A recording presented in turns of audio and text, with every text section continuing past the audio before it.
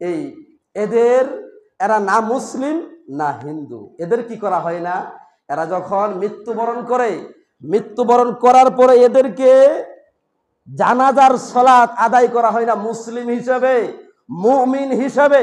আমি একজন মুসলিম, আমি একজন মুমিন, আমার মৃত্যু হলে আলহামদুলিল্লাহ অবশ্যই জানাজার সালাত হবে। আমার জন্য একটা ফি মাকাবিরিল মুসলিমিন, মুসলিমদের ইউদফানু ফি মাকাবিরিল মুসলিমিন, আমি মুসলিম হলে আমার জানাজার সালাত আদায়ের পরে আমাকে একটা মুসলিমদের কবরস্থানে আমাকে দাফন করা হবে আলহামদুলিল্লাহ। কিন্তু সম্মানিত ভাই, এরা মুসলিম না, এদের জানাজার সালাত হয় না, এদেরকে মাকাবিরিল মুসলিমিন, মুসলিমদের কবরস্থানে এদের দাফন হয় না। এতটুকুই না, এরা না হিন্দু না খ্রিস্টান, এদের কোনো সক্রিয় কোনো ধর্ম, ওদের নিজস্ব একটা ধর্ম আছে যেটা নিজেরা বানিয়ে নিয়েছে, দর্শন বিদ্যা আসতেছে সামনে।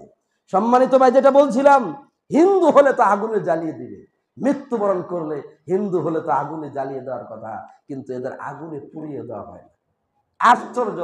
আশ্চর্য একটা, ওরা নিজেদের সুগোত্রীয় একটা ধর্ম তারা বানিয়ে নিয়েছে। সম্মানিত ভাই, এতটুকু তো শেষ না, হিন্দু হলে তো আগুনে পুড়িয়ে দেয়, এটা ঠিক, এতটুকুই শেষ না। সম্মানিত ভাই, এদের ধর্মের মধ্যে আছে, এদের মধ্যে রয়েছে কি, এরা বিবাহ সম্পর্ককে এরা সুন্দরভাবে দেখে না। বিবাহ সম্পর্ক বলে কিছু নাই। বিবাহ সামাজিক বন্ধন, সামাজিক যেই বন্ধন রয়েছে, একজন মুসলিম অপর একজন মুসলিম মানুষ একজন মুসলিম নারীকে বিবাহ করবে, এটাই ইসলামী সৌন্দর্য। আল্লাহু আকবার। কিন্তু এদের ভিতরে কি নাই, এদের ভিতরে সামাজিক বন্ধনকে এরা অস্বীকার করে, সামাজিক বন্ধন এরা অস্বীকার করে, বিবাহ তাদের ভিতরে নাই। তারা দেখবেন অবাধ মেলামেশা, তাদের আখড়া, তাদের যে আড্ডাখানা রয়েছে, তাদের যে আখড়া রয়েছে, এটা দৈনন্দিন সৌন্দর্য মণ্ডিতের কাজ তাদের কাছে।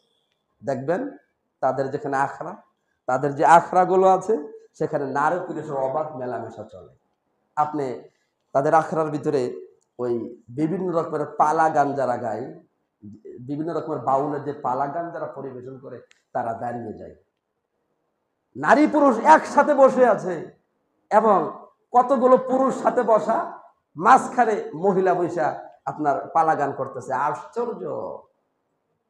আশ্চর্য ধরনের কাজ। সম্মানিত ভাই, এই সমস্ত কাজগুলো এই বাউলদের ক্ষেত্রে হয়ে থাকে, তাদের ধর্ম বিশ্বাস এগুলো। সম্মানিত ভাই,